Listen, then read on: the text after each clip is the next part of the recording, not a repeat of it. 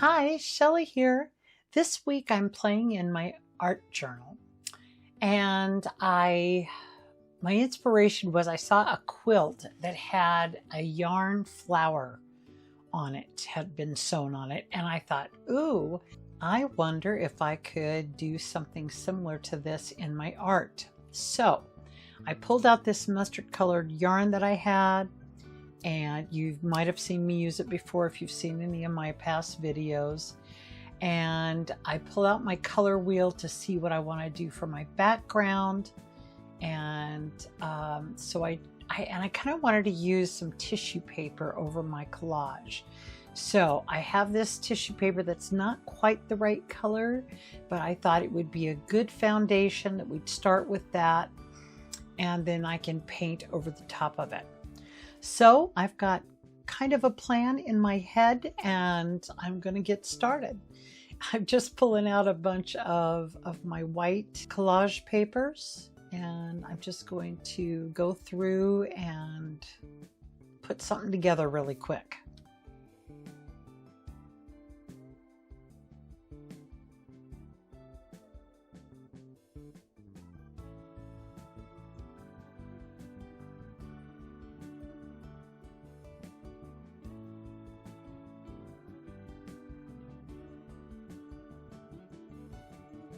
I really like my background, and I want to make sure that I can see a good portion of it. So I decided to go with the lighter blue tissue paper. I figure then I can add as much or as little paint as I want afterwards. I'll have a little bit more control. So I wadded up really good to give me those nice, lovely wrinkles that I enjoy. And then I just put it on with some Mod Podge, and then tap all over with a couple of baby wipes to make sure my texture is all the same. The texture on this is just, you get a lot of bang for your buck when you use tissue paper like this. You get a lot of texture really quick. Anyways, I'm using an X-Acto knife to go in and cut off all those edges. Next, I go in with a stencil and some modeling paste to add a little bit more texture on top.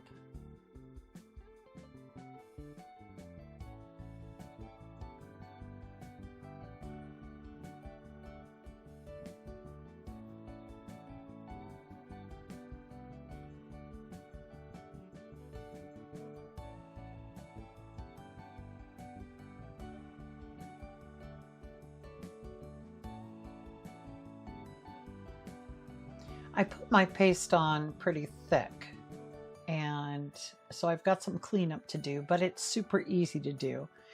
I have let this dry for a couple of hours. It still will continue to dry and harden completely, but I'm to the point where it's dry enough to where I can clip off those tall points with my nippers, and then I can use my sanding block to go in and gently take off anything else that I don't want. I like to use round circular motions and stay on top so I do not damage my collage underneath. I just stay on top of the paste, and it works really well. I will brush it off really good when I'm done, and then I will go in with a couple baby wipes and make sure I've got all the powder off. Now, I am by no means a color expert. If you've watched any of my videos, you know this. I kind of just wing it. I put some color out there. I mean, there are hundreds of great artists on YouTube that will give you color theory and really know a lot about this stuff. I am not that person. I just like to experiment and have fun and hopefully give you some ideas of things you can try in your art. Anyway, so I start out with kind of a light teal blue, add a darker teal into it, and I can tell it's not going quite the direction I want to. I'm still looking at that number 3 blue on the teal section of my color wheel. And then I pull out my color mixing guide that I bought a long time ago and kind of look to see what I'm missing, and it seems to be the green. So I add a little bit of my, I think it's more of an olivey green, I'm not sure, because I mix it myself too. I don't really have a name for it, but it's kind of one of the greens I use quite a bit. And then a little bit more of the blue, and I just play around till I'm getting close to that blue in number 3 there. And I think I am getting close, and so we're gonna go with this. My plan is to put some paint on that white modeling paste and darken up my background a bit, but not too much. So I'm gonna use some water, as I often do, to tone everything down, because I still want to see that the background that I love. And then I'll use some baby wipes here and there, and to pick up some of the color. And I'm really scrubbing around all of that modeling paste because I want to make sure I get all sides of it and I don't have any white spots showing.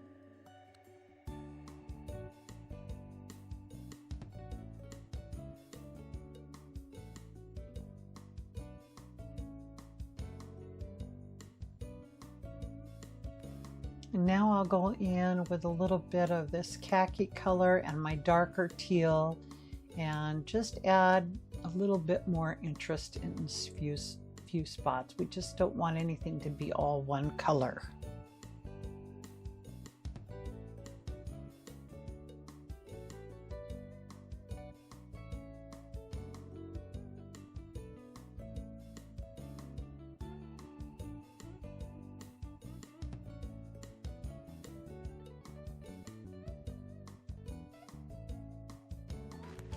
And then I go in with a couple of baby wipes, and some of the areas that I really want to show through a little bit better, I take off just a little bit more paint.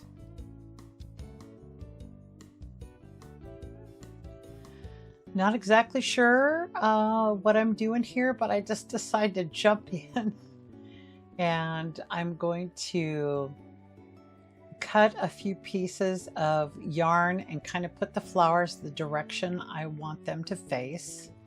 And then my idea is that I'll glue the folded part of the flower, the base of the flower, down with my beacon glue. And then hopefully I'll be able to fan out the rest of my flower with it stable on there. I decided it might be better to use hot glue for this application, and I'm using my palette knife just to hold it in place for a couple of seconds before I move on. My gloves are getting in the way, so we're going to take those off. I don't know why I still have gloves on, but I'm deciding they are not needed.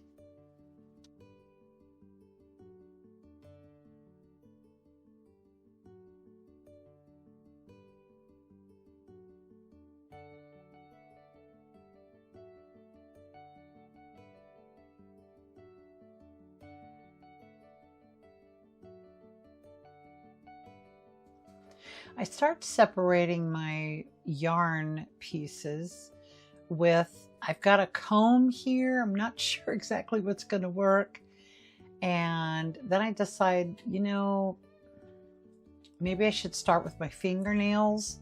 So I go through and try that. And I use the comb here and there. I like the fluffiness that the comb gives me, but the comb also removes quite a bit, pulls a lot out that I don't want. I'm just going through trying to figure out the best way to do this without losing too much of the yarn.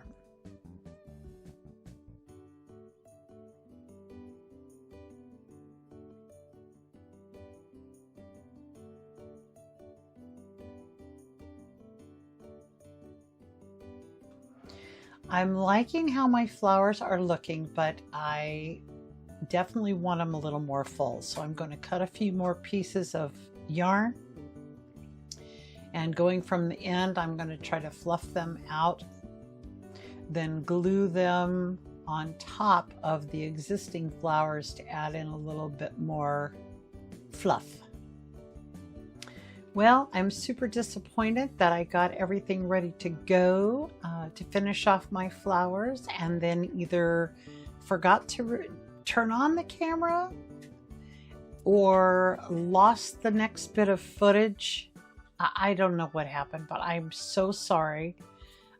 This is kind of a critical part of the video, in my opinion.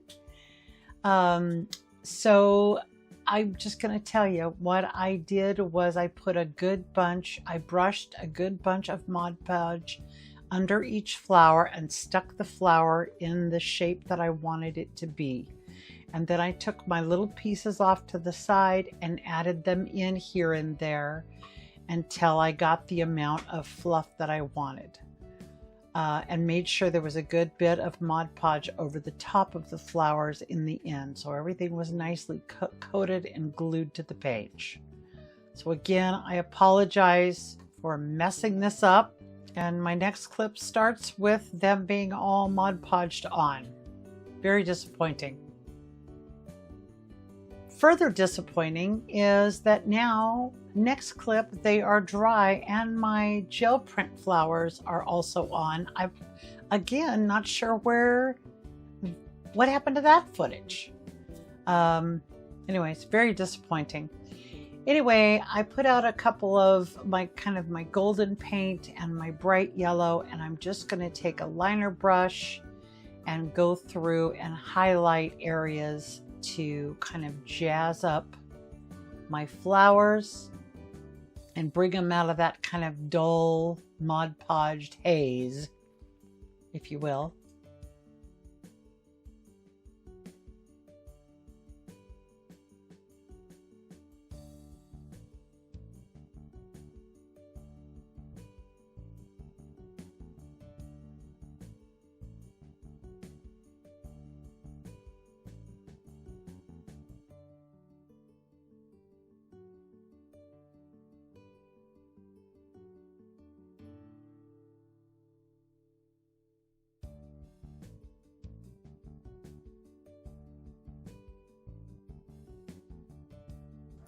Next, I grabbed some burnt umber and some dark orange, and I put the burnt umber kind of just to signify the bases, the end of the flower there, the base of the flower.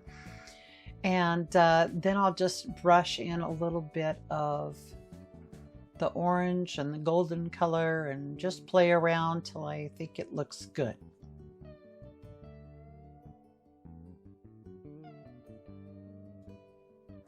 And then I put out a couple of greens, and I'll go in and just add some thin little lines to be my stems.